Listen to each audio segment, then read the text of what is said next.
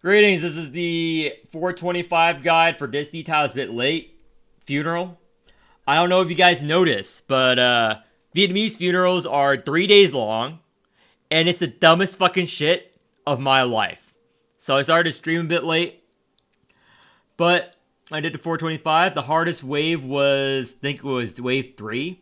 This was a bit of a struggle. Dorazine was a bit of a struggle. I was trying to clear this with Dorazine. Dorazine cannot clear this wave, in case you guys are curious. Dorazine, big. I was like, Dorazine has to. It's a fucking scam. Did not use Saya this wave, because there's no need to use Saya. I don't think you should get that good of a unit.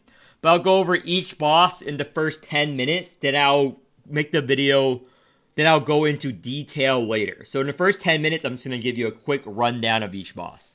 So, Wave 1 boss is just Seafarer's Elite Guard. He just does a 4-hit and whatever, and he's a non-scaler. So, a thing you can do to auto-win is to just put Cassie on this wave and just Exile on her repeatedly. You'll get him down to 1 damage, and you can clear him with whatever comp as long as you Exile enough on Cassia. Because he doesn't scale permanent strength as fast as Cassia can put strength down on him. That's one option to kill him. The Seafarer Elite Guard. The other option is just do discard comp, which you can kill in 4 turns. I think I can probably do it in 3 turns. But discard comp really works because of this. Tiny music box is the relic for this wave, which means every time you play a card of exhaust, you gain temporary strength. That means the glands, every Arita gland, is triggered by it, and every Corporal Pilot, I think. But I know that the glands do trigger it. That's very good for this wave, but that's an easy wave. So wave 2 is Ogier boss. You can meme on it with Jellet.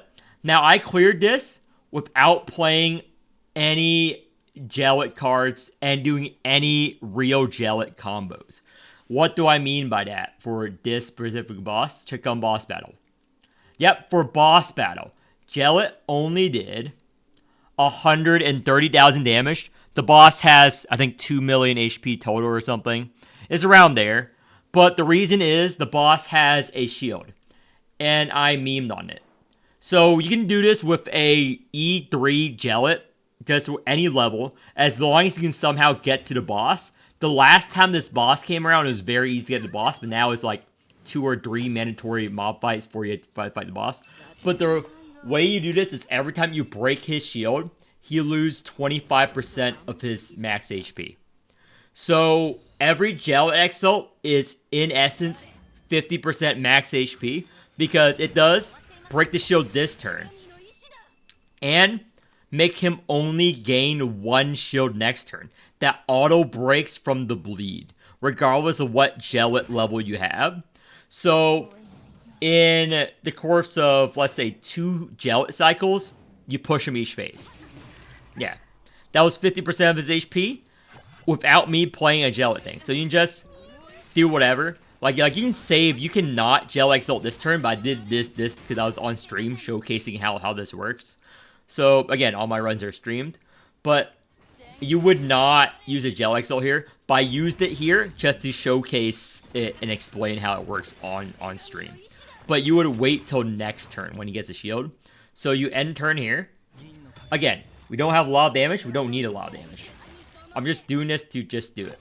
So next turn, 1 shield. Oh, he gets 1 shield. Boom. Yeah. That's how you kill it with Jellet. You don't have to play Jellet combo correctly. Just get Jellet to the boss, and Jellet auto wins on Ogier. That's why she's S tier. So that's one way to do it. Other way is just do Caster. Because he just has such a big shield, it is Arachne Ring, which means her strike and defense triggers Pursuit.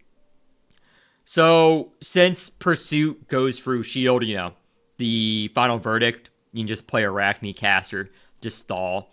Eventually, you just kill the boss. So, Ogier is a pretty easy boss, provided you run the right comps into him. Dorazine can't do it. I tell you that, because the shield, Dorazine's Bane. So, this one is probably, in my opinion, the hardest wave. Like, wave 5 is super, super easy compared to Wave 3. Because any good team can easily clear it. However, you're using your good teams on other waves. But he spawns the mobs, which really counters a lot of teams. Even the poison team will have a lot of issues fighting this boss. So let me go over what this boss does. So I can do the Manchette replay. Even Manchette will have some issues fighting the boss depending on what the order of your cards are. So let me do this replay. Show you the struggle. I'm just going to go briefly over it, and then I'll go over it later on in the video. So, the reason why this boss is particularly difficult is because he does a lot of damage, and the sabotage is really annoying.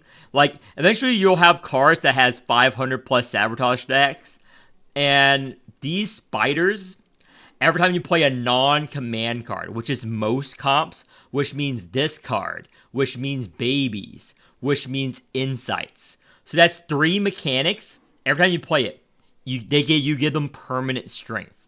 So you'll basically scale up the boss yourself.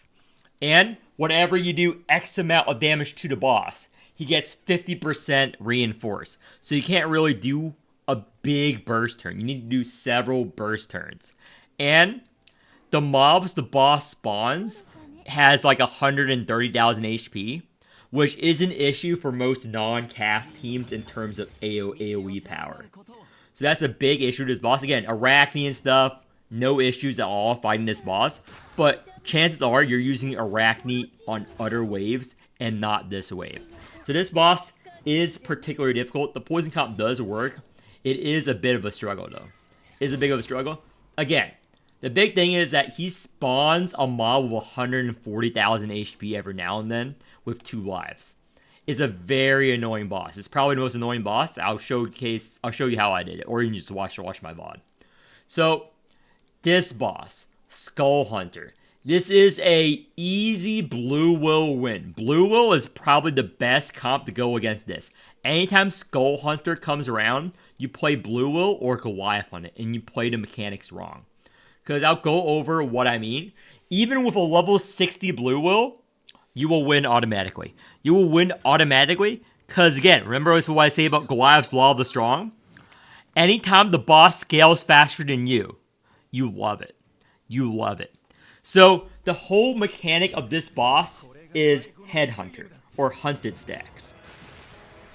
So he spawns a dead mob behind with a big shield, and the way you're supposed to play this boss is you're supposed to kill the mob to make him weaker and for him to not scale and destroy your face because he'll get thousands and thousands and thousands and thousands of strength. But on stream, I showcase how you meme on this boss. You literally do exactly what the boss wants you to do. You basically play like a retard. How you beat this boss is you play like a retard and you grab the Law of the Strong and you play everything wrong. And you watch my how not to play videos. You all know who to follow if you want to play like a retard. So, you get hunted cards. You play the hunted cards to give him hunted stacks. Because every time he gets a hunted stacks, he gains a shit ton of strength. Shit ton of strength to the thousands. So now he has 5 hunted stacks. When you kill this mob, it dispels half of his hunting marks and dispels half of his strength. No. You want to buff up the boss for a big Wall of the Strong burst turn. Oh no, he has 480 strength. He's hitting him for 3,000 damage. No, you have Wall of the Strong, motherfucker. You play Wall of the Strong. I X-ult to get the Shattered here. Wall of the Strong. It's our strength now. And you can just Shattered Halberd. And yeah, and you can just strength down the boss. Tawell is probably the best thing. You strength down the boss. And for his big hits, you have a free barrier.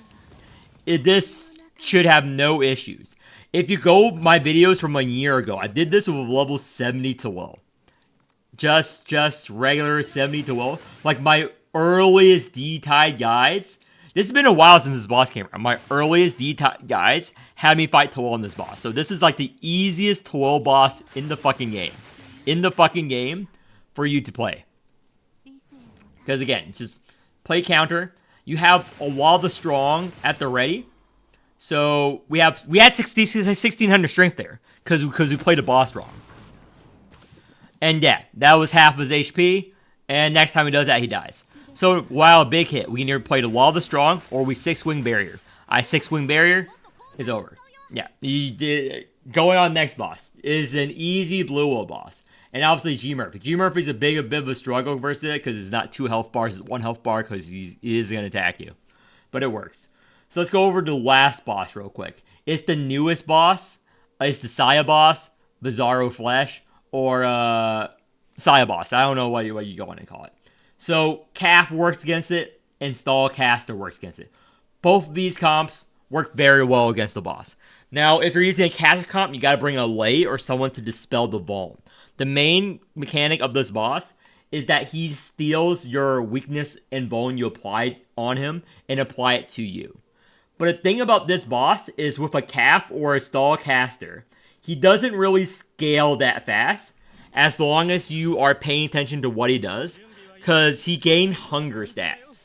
And he's a very low damage boss. He does have a lot of HP. He's one of the higher HP Alert 5 boss. He has like 5+ million HP, scaling up to 8 million HP. But he does no damage. He literally does no damage. Just put a tank comp against him, and he will gain less hunger stacks. Every 5 hunger stacks he gains, he does a big hit, and 5% of it, and gain a 5% HP buff, and applies bleed equal to the amount of damage dealt. So you need a Caro combo, or a big enough shield generator, like Calf. And also, he deletes a command card permanently. Which you don't care if you play on Caster, because again, all your cards are plumes anyway. All of your cards are plumes installing anyway. Delete all my fucking cards.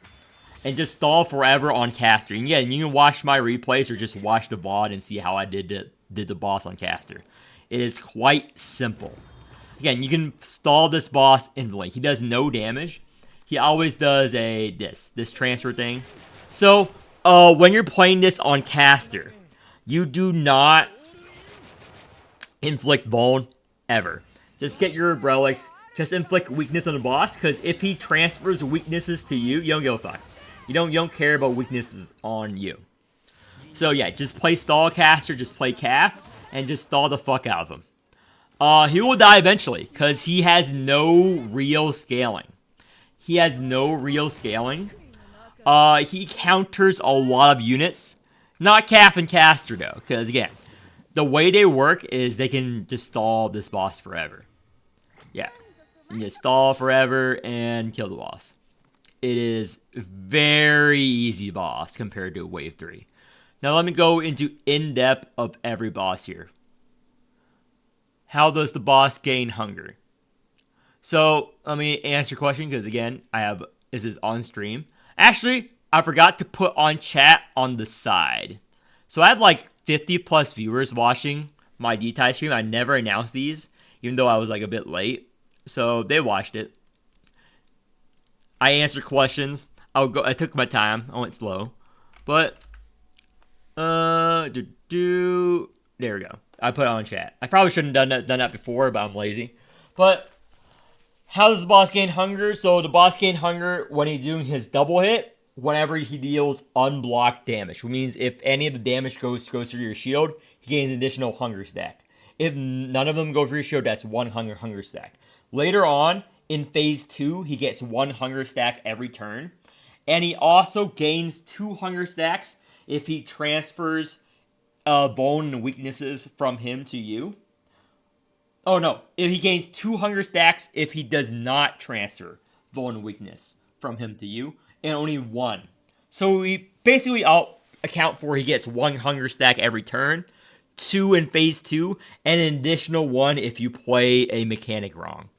So, in turn 2, he will gain his 5-hit hunger stack every 3 turns to 2 to 3 turns usually. So let me go over the replays now for the in-depth review. I'm not going to go over this because this was a struggle. You just strength down with the Cassia. You know how to strength down a Cassia. Watch the replay. That's such a long replay. For this is fast. This is fast because this card comp is really strong now, especially against 1 HP bar bosses. Anytime there's a 1 HP bar boss, the discard comp is very strong because of Vortex.